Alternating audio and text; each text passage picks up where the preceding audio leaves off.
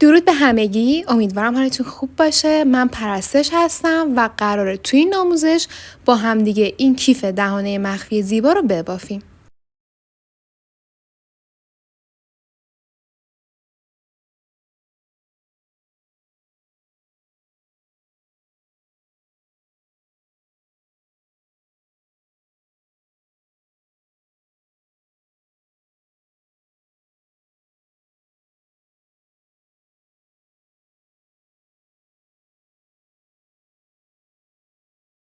یه سری متریال احتیاج داریم که من اینجا بهتون معرفی میکنم. من از مکرمه 3 سوزنه براق استفاده میکنم، رنگ کرم نخودی.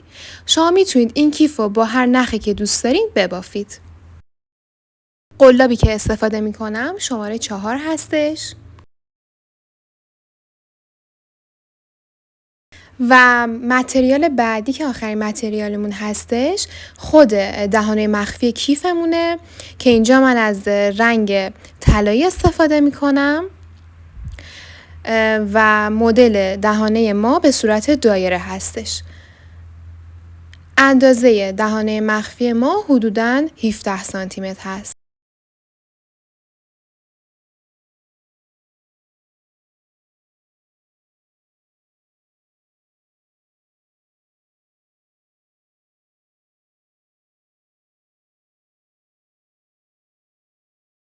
برای شروع یه مقدار از نخ رو باز میکنم. یک دونه حلقه جادویی میخوام ایجاد بکنم. نخ و دور انگشتام میپیچم و به صورت توی ویدیو قلاب رو رد میکنم. 3 تا زنجیره میزنم.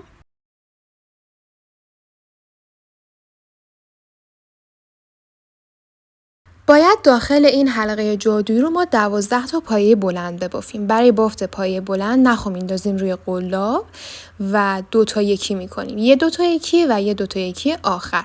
این کار رو تا 12 بار داخل حلقه باید انجام بدیم. سعی کنید که همه پایه هاتون از همین اولی که دارین میبافین یک دست و یک اندازه باشه.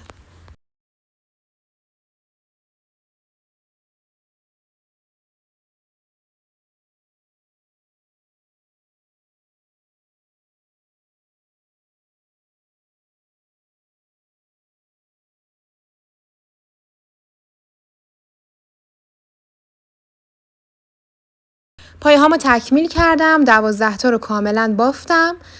با نخ کوتاه‌تر حلقه رو تنگ میکنم تا بافتام به هم نزدیک بشه و تبدیل به یک دایره باشه. از اینجا به بعد میخوام شروع کنم به قسمت دوم یا ردیف یا رج دوم برای بافتن. 3 تا زنجیره میشمارم. 1 2 و 3. سومی رو رها میکنم و از چهارمی از زیر زنجیره قلاب رو وارد میکنم و اتصال رج به رج میزنم. بعد از اینکه اتصال رج به رج زدم 3 تا زنجیره میزنم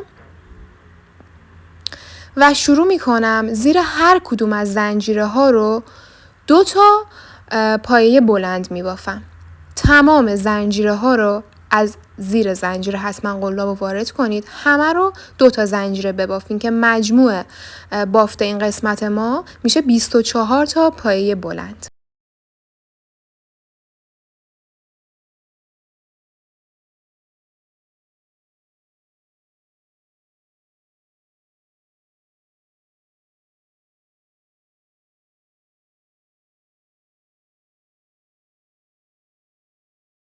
خب دوستان، من رج دومم تموم شد. تکمیل کردم پایه هامو. همطور که میبینین کاملا شکل دایره داره. دوباره 3 تا زنجیره میشمارم و از چهارمی قلاب رو وارد میکنم و رج رو میبندم.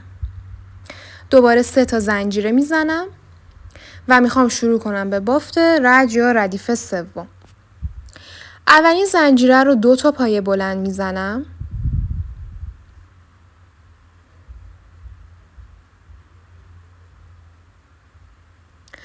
زنجیره بعدی رو باید 1 دونه پایه بلند ببافیم. 1 دونه پایه بلند و زنجیره بعدی رو دوباره 2 تا پایه بلند. ما تو این ردیف یا تو این رج فقط 1 دونه افزایش دادیم. پس یکی در میون تک میبافیم تا رجمون تموم بشه. تو این رج ما باید 36 تا پایه بلند داشته باشیم.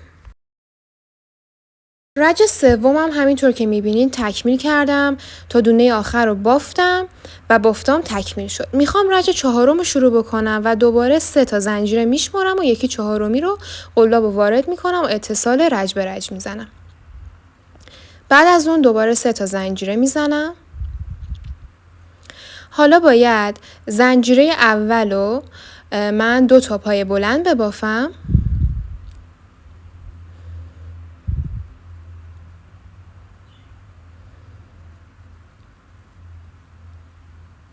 زنجیره بعدی 1 دونه و زنجیره بعد هم 1 دونه. تو این رج ما 2 تا تکی داریم و 2 تا تکی اضافه میکنیم و زنجیره آخر رو هم دوباره 2 تا پای بلند داخل یک نوع زنجیره میزنم.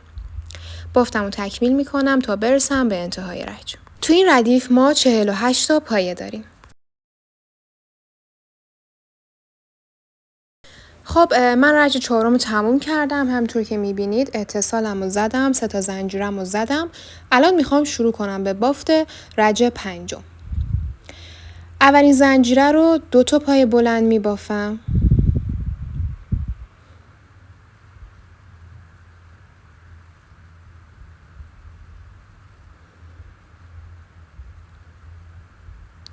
زنجیره بعدی رو 1 دونه پای بلند میزنم.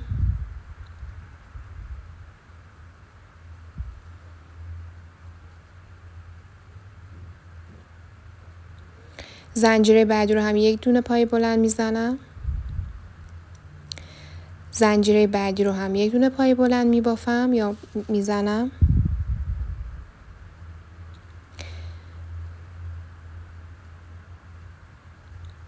و زنجیره آخر رو 2 تا پای بلند میبافم.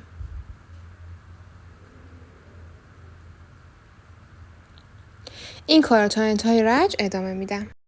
خب تو این ردیف ما 60 تا پای بلند زدیم. میخوام رج ششم رو شروع بکنم به بافتن. نخو میندازم روی قلاب. بعد از اینکه اتصال زدم زنجیره اول رو 2 تا پای بلند میبافم. زنجیره بعدی یکی. زنجیره بعدی دوباره 1 دونه. یکی دیگه.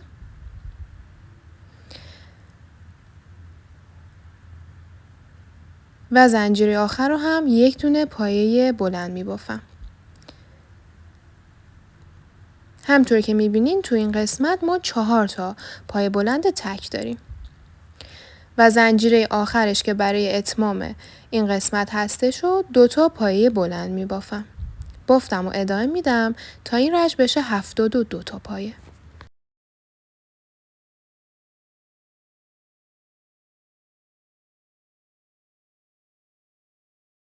خب دوستان من بافتم و تکمیل کردم. گرد بافیم تا اینجا تموم شده. همطوری که میبینید کاملا شکل دایره داره و مرتب و یک دسته.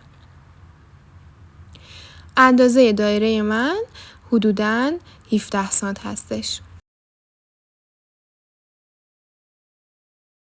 نخ داخل بافت رو هم من پنهان میکنم.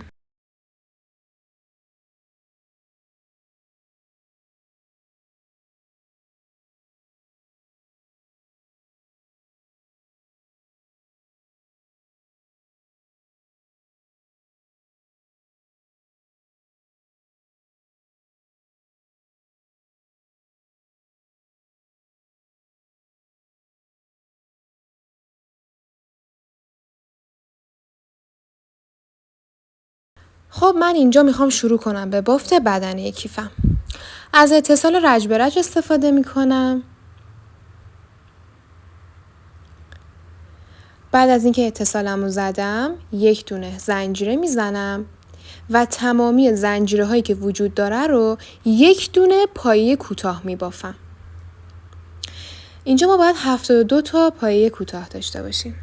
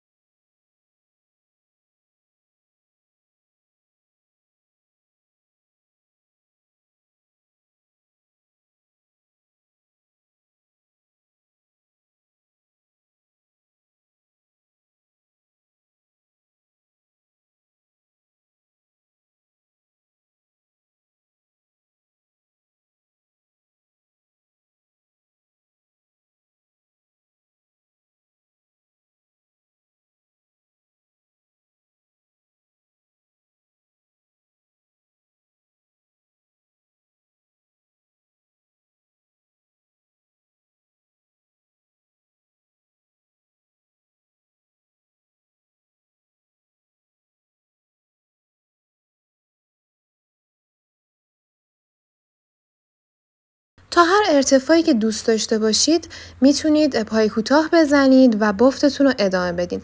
برای رج دوم دیگه ما احتیاجی نداریم به اینکه از اتصال رج به رج استفاده کنیم و به صورت کامل و یکسره تمام بافت بافته میشه و اصلا درز اتصال ما نداریم. همطور که میبینید من از زیر تمامی زنجیرها قلاب وارد میکنم و پای کوتاه میزنم.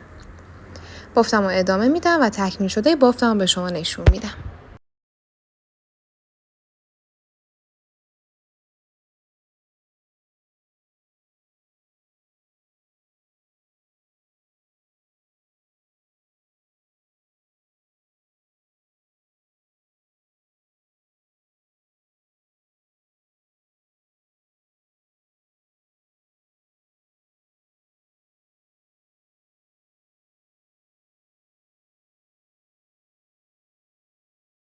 خب من بافتم رو تکمیل کردم. همطور که میبینید بدنه کیف ما تا اینجا به این شکل در میاد. کفی کیفمون که به این صورت هستش. من اگر بخوام که ارتفاع کارو بهتون بگم حدوداً میشه گفتش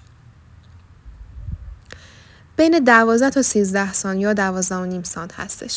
توی این قسمت ما میخوایم شلال بزنیم برای که کارمون دورگیری تمیز داشته باشه. از داخل تمامی زنجیرها قلاب رو من وارد میکنم همطور که میبینید و اینجا قسمت شروع کارمونه که خیلی مهمه که حتما بدونید از کجا شروع کردید. قلاب وارد میشه و تمامی زنجیرها رو من شلال ساده میزنم. سعی کنید که نه صفر ببافید نه شل بزنید. تا انتها این کار رو ادامه میدم تا دورگیری کارم تکمیل بشه.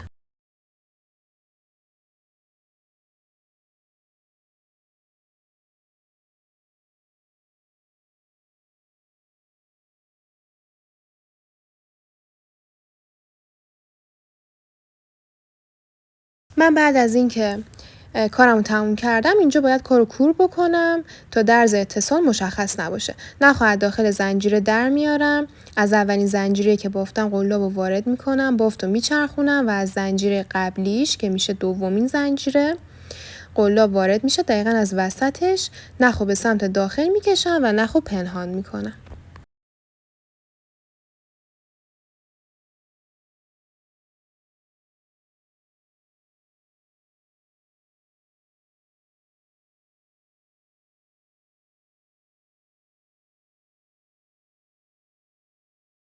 خب الان میخوام قسمت دهانه مخفی کیفم رو بذارم. همونطور که میبینید اونو میذارم روی قسمت بالای کیفم و اونو ثابتش میکنم. من از نخ نایلونی یا نخ پلاستیکی استفاده میکنم برای بافت سوراخ‌های دهانه مخفی.